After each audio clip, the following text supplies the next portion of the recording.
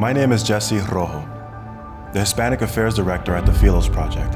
I'm joined here today with Senior Philos Fellow Dr. Faydra Shapiro. Faydra founded the Israel Center for Jewish-Christian Relations in 2012 to foster understanding and exchange between the two religions within the Holy Land. Today, we're going to chat about the basics of Jewish-Christian relations. Christianity and Judaism have common roots and shared scripture. Yet, historical experience has led us to a place of separation, suspicion, and misunderstanding. Education and mutual understanding are key in building a strong relation across religious lines. So let's start here.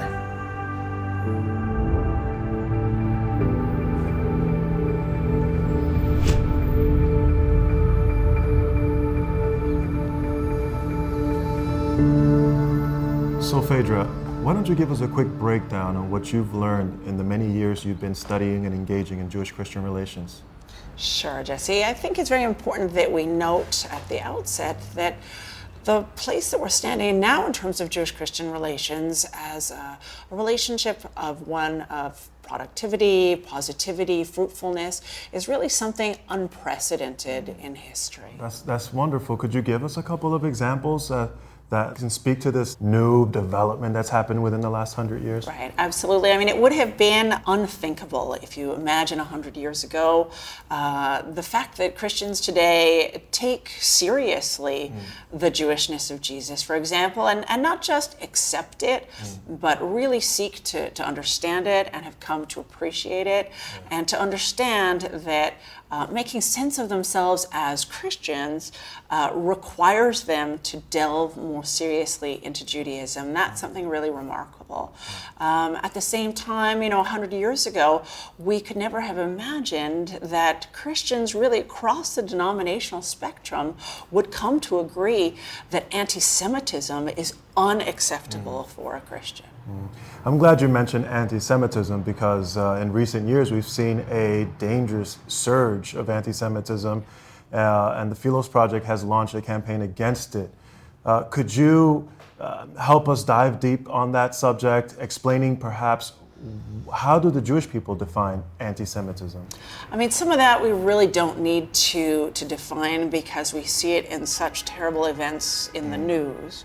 But I think that anti-Semitism is an experience that old Jews outside of Israel recognize in a very personal way.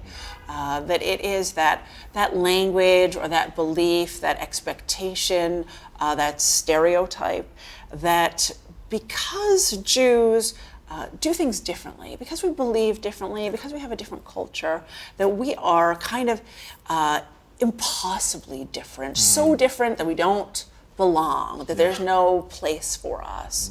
And so we see that reflected in all kinds of dangerous ways. What would be some of the most effective ways that Christians could combat anti-Semitism? Well, I can think of two things. The first is to make sure that combating anti-Semitism isn't just an intellectual process, that it also becomes a personal one. Christians would do well to develop real live relationships with real live Jews, and this will go a long way. And at the same time, I think that if Christians came to understand more deeply the indebtedness of their own Christian faith to a Jewish root, then they would come to realize naturally that it is impossible to be a true Christian and at the same time to be an anti-Semite. So anti-Semitism speaks a little bit on how the Christian community has viewed the Jewish community. What about the inverse? How does the Jewish community view the Christian community? In other words, are there prejudice or fears among Jews toward Christians? Right. Yes, absolutely there are. Recognizing that the Jews have suffered a lot at the hands of Christians. So it's not obvious for all Jews that we should be trusting this positive spirit that's developed in terms of Jewish-Christian relations. Many Jews really wonder if Christians actually can shake off that legacy of anti-Semitism. There's also a kind of a suspicion about the possibility of a Christian missionary agenda.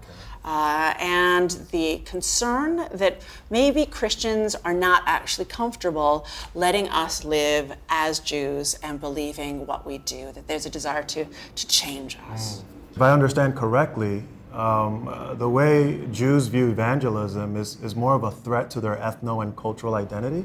Yes, I mean, Jews as a small minority are very concerned about our own survival into the future, and there are many threats to that survival, of course. And in order to make sure that there are Jews into the future, we have to worry both about our physical safety and about numbers. We also have to worry about qualitative issues, about culture. We have to make sure that Jews are Jewish, that they know something about Judaism. We have to understand the importance of Jewish education. So when it comes to Christian evangelism, of course, this is viewed as a threat to the integrity of the thing that connects us as Jewish people to our Judaism. So it seems like to me, while evangelism from a Christian perspective begins with a theological question, for the Jewish community, based on what I hear from you, it's more of a sociological issue for this community. Is that correct? It truly is, and this is something that we see in terms of Jewish-Christian relations all the time, is that Christians tend to be especially concerned with theological issues, wanting to discuss the Trinity or covenant, things like that, salvation. And Jews, when we come to Jewish-Christian relations, we really want to talk about social issues, about historical issues. We want to talk about anti-Semitism, about our physical security. We want to talk about Christian complicity in the Holocaust. So sometimes Jews and Christians, we come to the table with such different interests and different issues. It's as if we're speaking different languages. So that being said, what would be some of the worst ways to engage in Jewish-Christian relations? Even though this is such a positive time in terms of our relationship, and even though we're coming to recognize, particularly, that we have so much in common, one of the worst ways to do Jewish-Christian relations is to appeal only to our similarities and to forget how important and how foundational our differences actually are. Such that so often, as I said before, we're actually having different conversations. We're bringing different questions. We are awakened in the middle of the night by different worries. Those differences very deeply affect Jewish-Christian relations, and I think that we need to learn more about them and be more honest about them, and not just seek superficial similarities. So let's dive in a little bit on these fundamental differences. I think one of the things that I appreciate about your writings and your speeches is that you, unlike other individuals, you recognize that Jesus plays a very central part in the Christian community, while others have tried to put Jesus in the periphery with the efforts or with the hopes that this would be more helpful to build stronger relationships, but you actually recognize that this could actually be more harmful, and you want to be respectful of the Christian community. So given that fact, as an Orthodox Jew, sort of willing to embrace that reality within the Christian community, how do you navigate that subject, although it may be uncomfortable for you to do so?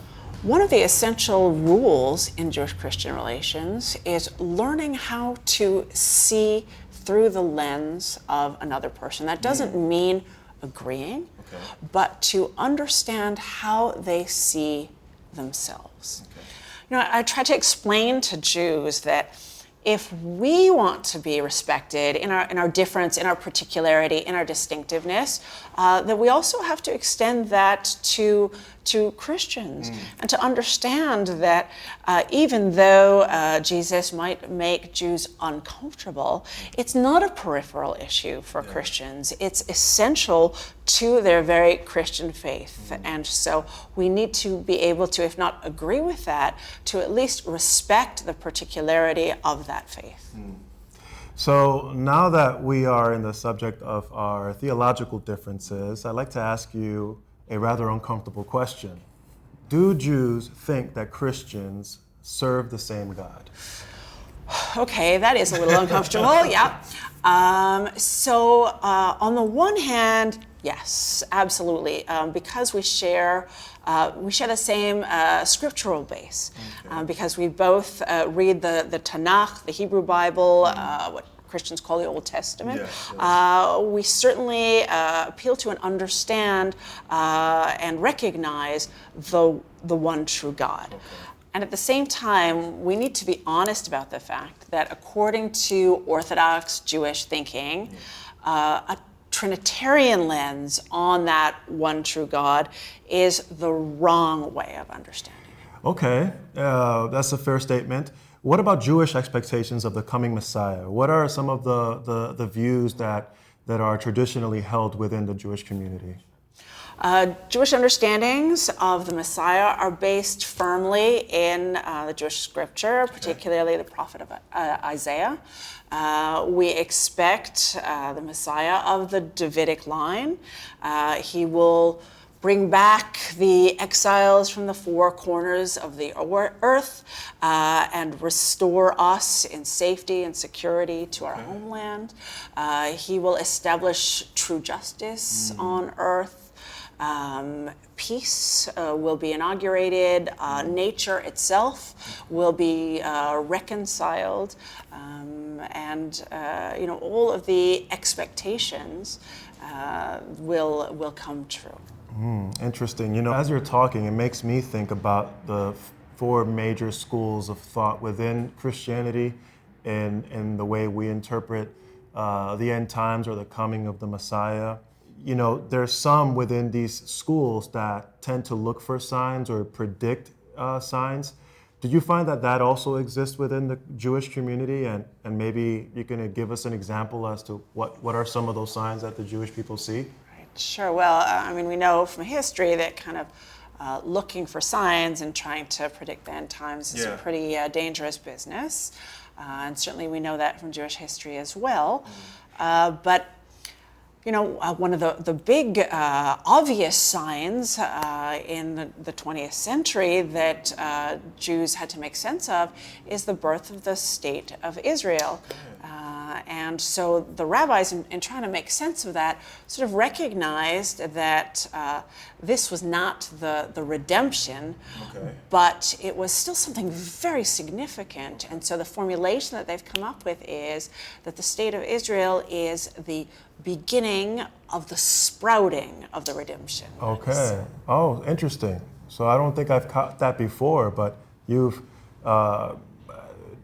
the Jewish people does see the establishment of the state of Israel as, eschatologically important, but doesn't necessarily reflect the redemption promised in the scriptures just yet. It's sort of like an initial step. Absolutely. This is the beginning of something great. Interesting. Well, I'm glad you mentioned Israel because I do want to dive a little bit deeper on Israel. It's important for our conversation. But before that, I don't want to leave you off the hook so easy because I think you do need to explain to us about Jesus. How does the Jewish community view Jesus? Right.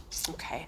Thinking back to what I said earlier about messianic expectations and also about the Trinity, to understand that Jews don't see in Jesus, we don't see the Messiah in Jesus, and Jews don't see God himself in Jesus. It's important that we are honest about those differences. But I think that if you ask most Jews today, they would say certainly Jesus existed, and he had a lot of wonderful things to say. So even though Jesus doesn't actually play a role in Jewish belief, Jewish tradition, he's not a teacher, he's not a named rabbi in Judaism, he's not a prophet. I think that there is an understanding that as a historical figure, that he fits into the context of Second Temple Judaism, that he said a lot of wonderful things that are very familiar from the rabbis of that period. So that there's something very continuous about the actions, the beliefs, the sayings of Jesus with his Jewish environment. Okay. All right. Now let's talk about Israel. How important is Israel or how relevant is Israel as well for Jewish-Christian relations? You know, Israel is a critical issue for Jewish-Christian relations because Israel is critical for Jews. Okay. And as such, we bring it to the table as an essential part of who we are today. And so it's something that we can't avoid when it comes to Jewish-Christian relations. And that's not a political issue. Okay. That's part of our learning to see each other in our particularity. So Israel is a critical part of who Jews are today. So I understand that there are theological convictions and presuppositions concerning Israel, but how much of a practical need is Israel for the Jewish community today? Right. Even putting theology aside, putting anything to do with faith aside, or beliefs about God promising the land to the Jews, if we simply approach this from an issue of history, sociology, the survival of the Jews, I would say that if you believe that the world is a better place with Jews in it, then you must support the right of the Jews to have a Jewish state, simply for our ability to survive, especially in these anti-Semitic times. So it's interesting that you mentioned the importance of a Jewish state. There are movements within the Christian community that fight against that, such as the BDS movement, boycotts, divestment, and sanction. What are your thoughts concerning that and how this affects Jewish-Christian relations? Jews find it really impossible to understand how Christians, some of them can, on the one hand, so clearly reject anti-Semitism and then at the same time put a kind of blanket ban on Israel. It's obvious to us now as we see a resurgence of anti-Semitism around the world. If we look at history, it's obvious to us that Israel is an essential piece of Jewish survival. And so when Christians support a boycott of the state of Israel, because Israel is so important to how we understand ourselves and our survival as Jews, it really puts a chill on Jewish-Christian relations. It makes it impossible for us to feel that we can be respected or engaged with by Christians if Israel is out of the picture. So Faydra, does that mean that Israel is immune from criticism? No, absolutely not. Jews in Israel are some of the most critical of our government's policies. So certainly we want a better Israel. We want a fairer Israel. We want a more just Israel. So certainly not immune from criticisms, but to recognize that Jews, like other people, have a right to safety, security, and their own self-determination. Okay. How political do you view Jewish-Christian relations in the long term? Well, it's a shame, I think, when Jewish-Christian relations becomes about politics. Okay. So certainly Israel is an essential piece in terms of Jewish-Christian relations, but that doesn't mean that you have to espouse a certain political view in order to engage with Jews more deeply. In fact, we need, I think, a wider understanding of Jewish-Christian relations, that it's okay, that it's welcome to come as we are, as Jews and as Christians, with whatever political beliefs we espouse, but that we need to engage with one another honestly and more deeply, and that includes things sometimes that are challenging to our own beliefs. Thank you so much. So before we wrap up, for our listeners and those who have been viewing this conversation, what are some tools that you would recommend in order to better equip themselves in this work of Jewish-Christian relations? Sure, great question. I think that for Jews and Christians who seek to engage more deeply with each other, first of all, we have to learn how to listen. And that's really such a challenging thing. We have to learn how to listen to things that are difficult. We have to listen to each other's particularities and to each other's stories and own sense of identities. And that means that because it's so challenging, we also have to be able to approach it with a certain courage, yes, and recognizing that there will be things that we disagree with, but that we need to engage anyway. We need to become, I think, more teachable. We need to seek out education on this topic. So I'm glad you mentioned education, because I feel that so many of us come to do this work with so many assumptions, not realizing how much we need to grow in this, and really just how new this still is. We're talking about maybe roughly 50 years. And so I do want to recommend a resource that I felt has enriched me a lot, at least to get me in the right direction. And it's this small booklet that you wrote, by the way. It's called What Christians Tend to Get Wrong About Jews and What Jews Tend to Get Wrong About Christians and What Can Be Done. It's a short read. It'll take you less than 10 minutes during your commute. But you will be enriched by the many years of experience and wisdom that Dr. Faydra Shapiro has been able to acquire during this work. But in addition to that, I do want to tell you about an amazing opportunity that you can get by working alongside Dr. Faydra Shapiro, which I'll ask her to give you a few examples as to what are some of the opportunities you'll get into in this program that we call Galilea Fellowship.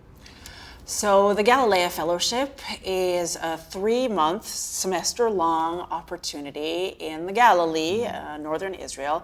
It's a work-study program that really gives our fellows a chance to immerse themselves, both in Israel, of course, and also in Jewish-Christian relations from an academic perspective that really engages deeply with the issues, the history, the controversies in Jewish-Christian relations, and also through service. So engaging with both the Jewish community in Israel and the Arab Christian community. What a wonderful opportunity. So if you want to find out more information about the Galilea Fellowship, you can also email us at info@philosproject.org. Thank you so much, Dr. Faydra Shapiro. That wraps up our time, and I'm very grateful for the conversation that we were able to have. I hope it's the first of many others. I look forward to it.